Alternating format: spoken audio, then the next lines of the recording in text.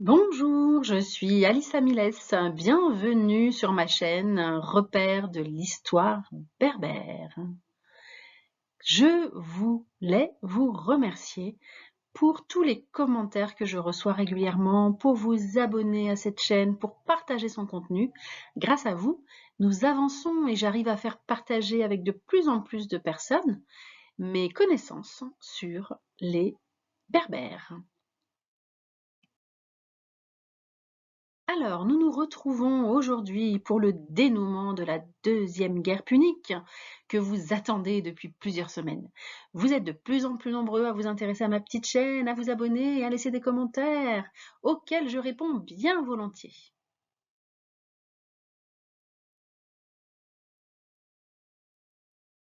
Alors, avant d'aller plus loin, je voulais vous donner quelques informations sur les sources que j'ai utilisées pour cette vidéo. Alors, d'abord, une source issue du colloque international ayant eu lieu à Annaba en Algérie en août 2016, et notamment l'intervention de Hasnam Sadek, ayant pour thème Rome et la richesse céréalière en Numidie sous le règne de Massinissa et Yugurta. J'ai utilisé aussi des éléments des actes du colloque international édité par le Centre national de recherche préhistorique, anthropologique et historique algérien qui a eu lieu en mai 2016 à Constantine cette fois-ci sur le thème La Numidie, Massinissa et l'histoire. Ces actes ont été coordonnés par Slimane Hachi et Farid Kerrouche. Ensuite, les actes du colloque international de mai 2017 avec une œuvre intitulée Vie et genre de vie au Maghreb, Antiquité et Moyen-Âge, rédigée par les chercheurs de la Faculté de lettres et de sciences humaines de l'Université de Sousse en Tunisie. Alors voilà pour les sources maghrébines, si je puis dire, et j'en profite pour vous mettre le lien vers le site qui recense les travaux de recherche sur les Berbères.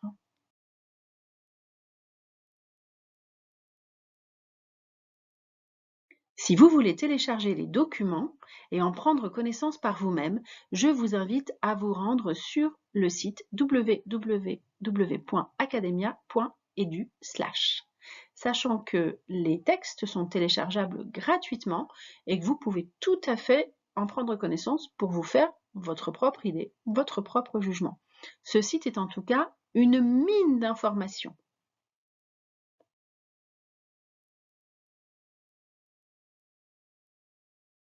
Alors, j'ajoute aussi évidemment les références antiques et plus contemporaines.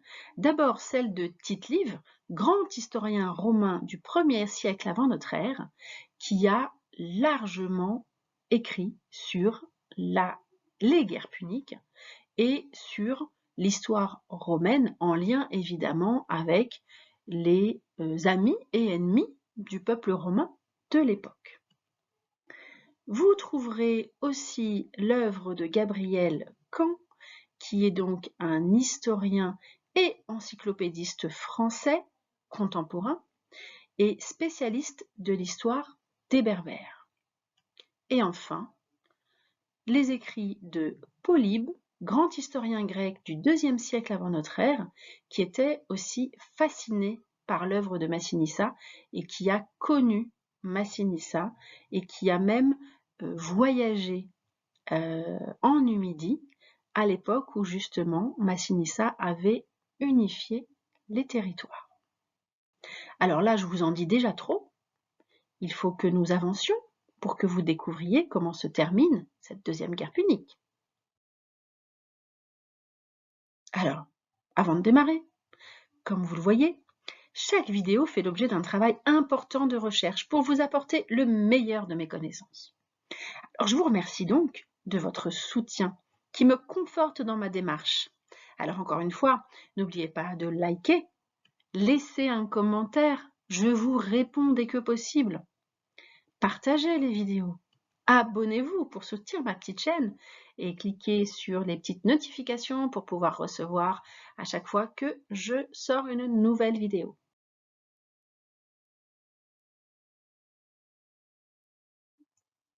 Alors, nous nous étions arrêtés dans la vidéo précédente aux défaites des Carthaginois en Ibérie, au statu quo des troupes d'Hannibal en Italie et à la mort de Gaïa en moins 206.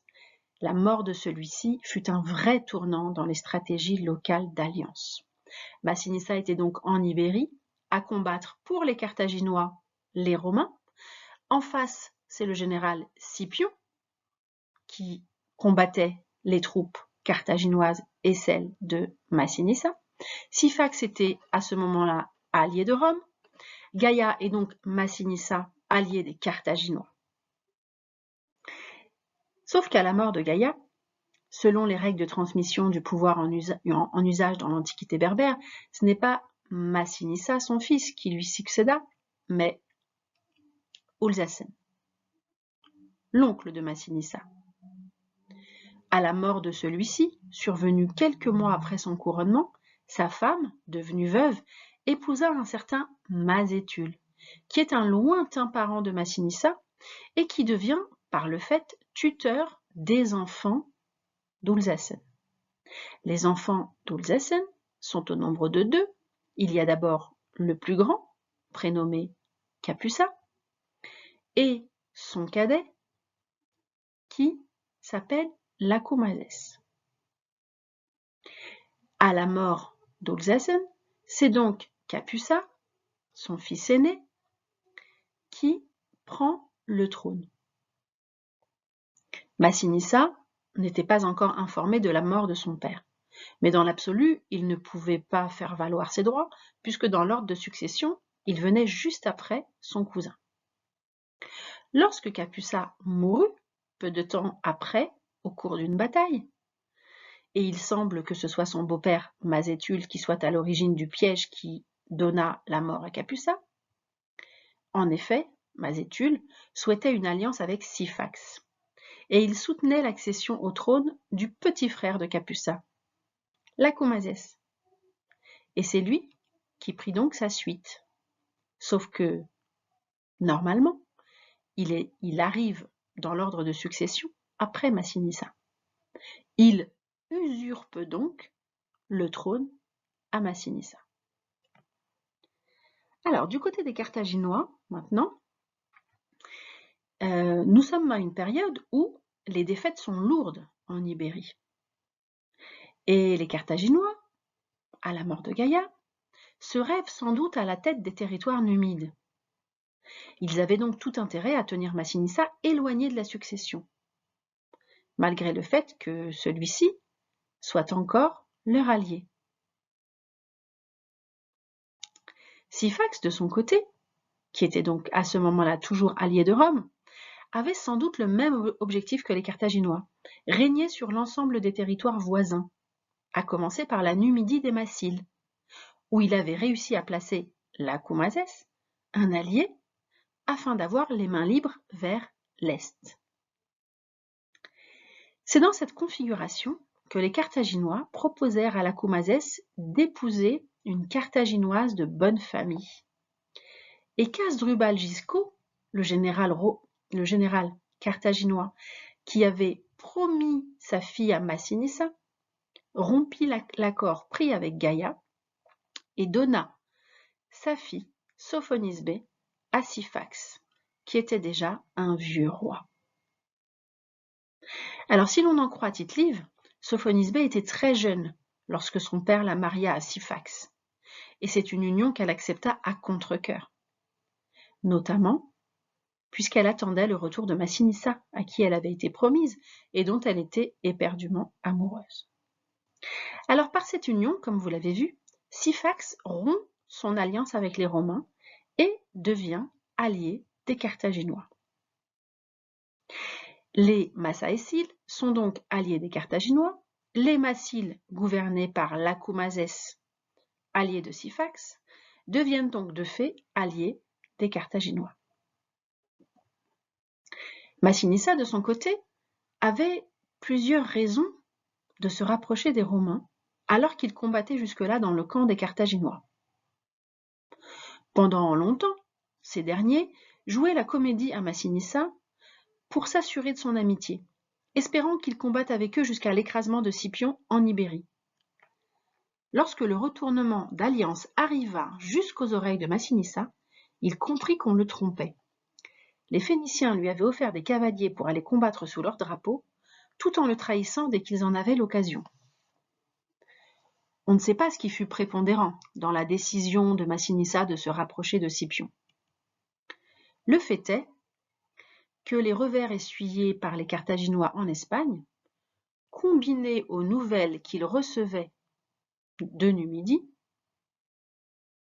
ou une réelle amitié nouée avec Scipion, le fait est que Massinissa tourna le dos aux Carthaginois pour s'allier aux Romains.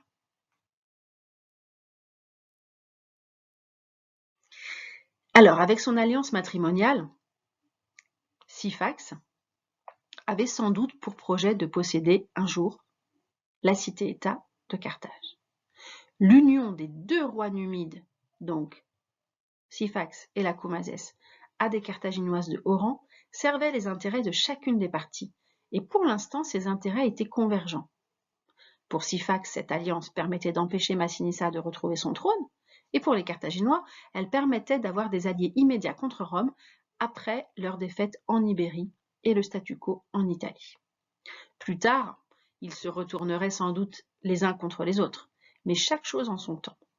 En l'absence de Massinissa, les deux parties avaient les mains libres pour avancer leurs pions.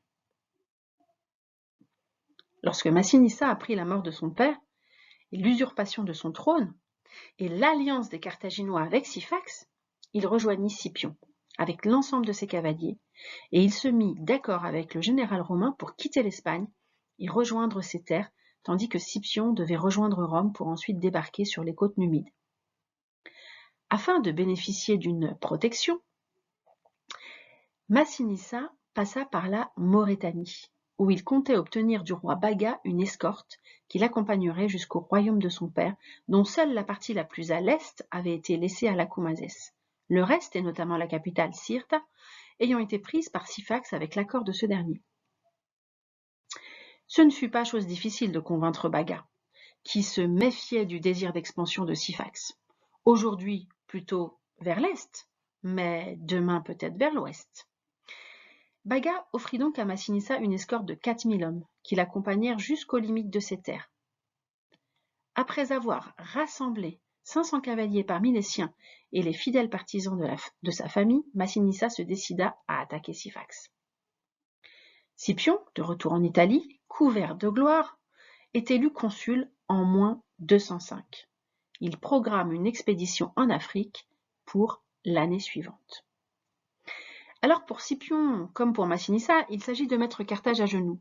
Mais le fils de Gaïa avait en plus dans l'idée de se servir de la situation pour récupérer la totalité des territoires numides, afin de reconstituer le territoire de ses ancêtres jusqu'aux frontières de l'Égypte. Son premier objectif, libérer les Numides du joug de Carthage et de Syphax, sous lesquels Lacomazès les avait asservis. C'est ce qu'il commença à faire en attendant l'arrivée de Scipion en Afrique. Un jour où Lacomazès se rendait à Cirta afin de présenter ses hommages à Syphax, il fut surpris par Massinissa qui lui livra bataille avec quelques hommes. Vaincu dans cette embuscade, Lacomazès parvint à prendre la fuite, mais un afflux de partisans rejoignirent Massinissa et lui permettèrent de consolider sa position. Lacomazès, aidés par Mazétule, rassemblèrent des hommes de leur clan. Ils obtenèrent l'aide de Syphax et reviennent à la charge avec 15 000 fantassins et 10 000 cavaliers. Malgré un nombre d'hommes bien moindre, Massinissa est de nouveau victorieux. Battus et abandonnés par les leurs, Lacomazès et Mazétule se réfugient à Carthage. Massinissa occupe alors les territoires qu'il gagne petit à petit. Afin de renforcer son pouvoir, il prône l'union de tous les Numides. Il propose à Lacomazès et Mazétule de leur rendre leurs biens et la considération due à leur rang s'ils reviennent dans leur patrie pour combattre avec lui. Ce regroupement des forces numides inquiète les Carthaginois, qui persuadent Syphax d'attaquer Massinissa pour le contraindre à épuiser ses faibles moyens. Massinissa accepte le combat, mais son armée est mise en déroute et Syphax qui s'approprie alors une nouvelle partie du royaume massile, obligeant ainsi Massinissa et ses hommes à vivre reclus dans les montagnes pendant plusieurs mois.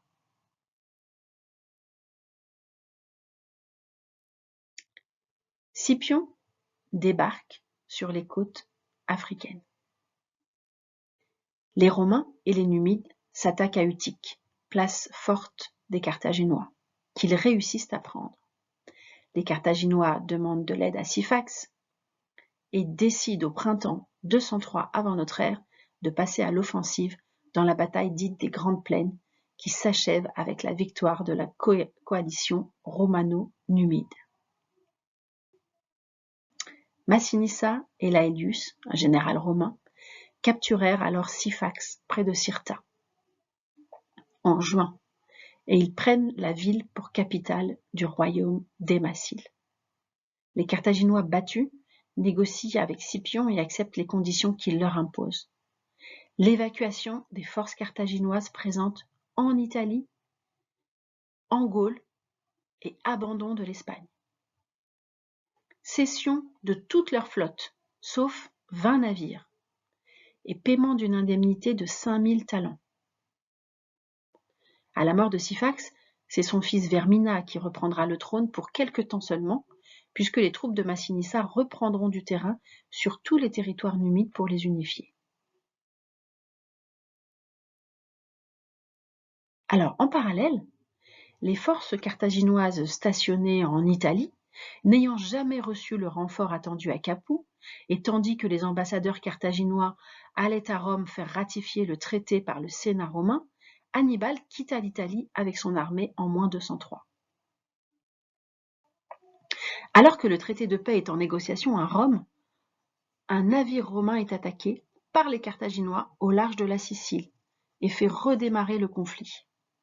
Les combats reprennent donc en Afrique du Nord en moins 202 avant notre ère.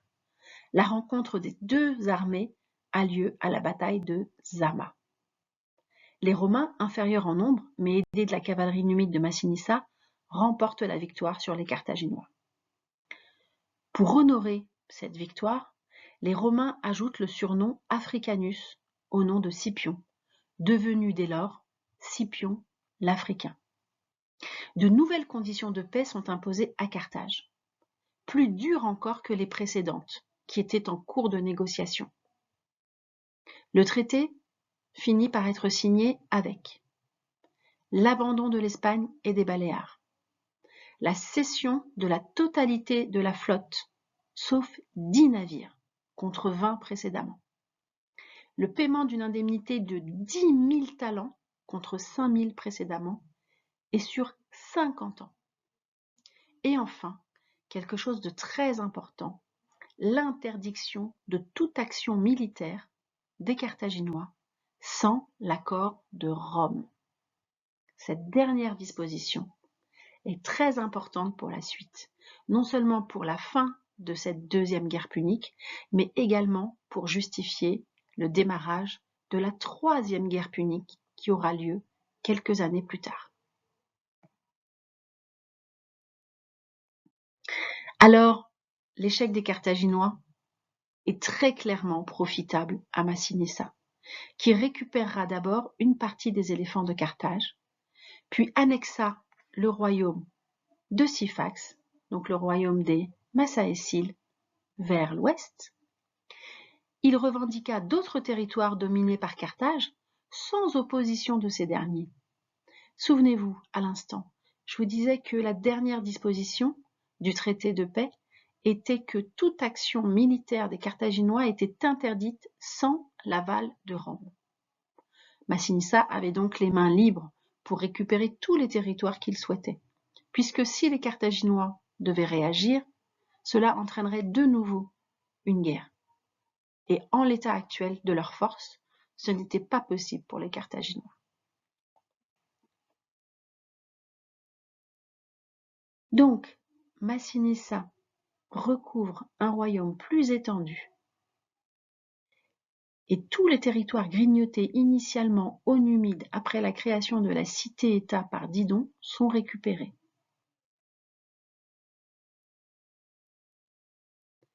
Ces victoires ont donc permis à Massinissa de reprendre possession de certains des territoires dont Carthage avait spolié ses ancêtres. Son objectif étant, comme vous le savez, de replacer les frontières telles qu'elles avaient été établies par ses aïeux avant l'arrivée des Phéniciens. Massinissa réunifia donc la Numidie. Il régna plus d'un demi-siècle et son œuvre fut considérable. D'après les récentes recherches, Massinissa ne fut pas forcément l'inventeur de l'agriculture pour la Numidie, comme l'avaient considéré les sources gréco-romaines et notamment Tite-Live et Polybe. Il ne fut pas non plus à l'origine de la sédentarisation du peuple numide. Celui-ci l'était déjà en partie, c'est-à-dire qu'il n'était plus nomade. Il fut cependant l'initiateur d'une nouvelle politique agricole dans le vaste territoire qu'il venait de créer, en poursuivant la reconquête des terres ancestrales. Cette politique eut pour effet de favoriser la naissance et le développement d'un plan économique, d'abord rural, dans les campagnes, et ensuite urbain, dans les grandes villes qui commençaient à se dessiner. Il permit donc l'unification de la Numidie, favorisa la sédentarisation de tous ces sujets, et par là le développement de l'agriculture. Son but était d'accroître les ressources du pays, de pouvoir prélever des impôts qui fourniraient les ressources financières indispensables à l'État qu'il voulait créer, et renforcer le pouvoir politique central. Les nouveaux cultivateurs furent groupés dans des villages fortifiés, et l'urbanisation se développa. Cirta devint une capitale où s'élevèrent des monuments. Jamais les territoires berbères ne furent plus près d'une nation libre, développant une civilisation autonome et durable.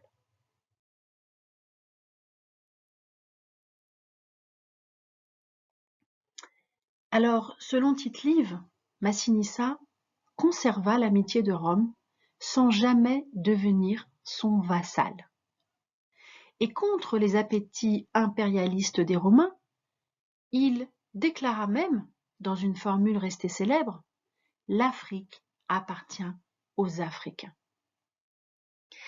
Son objectif de recréer le territoire de ses ancêtres était partiellement atteint, et la civilisation qui se développa dans son État continuait de mêler les influences carthaginoises et romaines tout en préservant les frontières qu'il avait réussi à établir. Massinissa, qui était un très bon guerrier, favorisait aussi la littérature et les arts, envoya ses enfants étudier en Grèce et reçut à sa cour de nombreux écrivains et artistes étrangers. Polybe, l'historien grec, est venu en Numidie et a pu voir les ressources céréalières qui ont été créées grâce à l'apport de Massinissa. Il put voir de ses propres yeux le développement de ce territoire et il en a fait un écrit resté célèbre. Massinissa était aussi un souverain raffiné, portant de riches vêtements. Il donnait dans son palais de Cirta des banquets où les tables étaient habillées de vaisselle d'or et d'argent et où des musiciens venus de Grèce étaient chargés de distraire les convives. La langue punique, celle des Carthaginois, en plus du berbère, du grec et du latin, étaient les langues parlées dans la capitale. Né vers 238 avant Jésus-Christ et mort en janvier 148 avant notre ère, il fut le premier roi de la Numidie unifiée et il laissa une trace indélébile dans l'histoire de la Méditerranée et bien évidemment dans l'histoire des Berbères.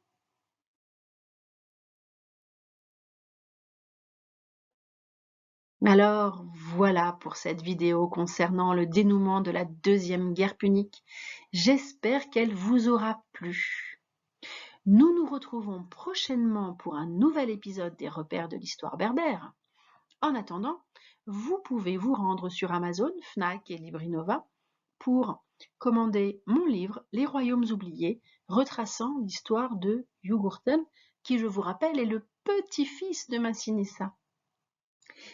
En attendant, je vous propose de liker, partager, vous abonner pour soutenir ma petite chaîne et je vous dis à très bientôt.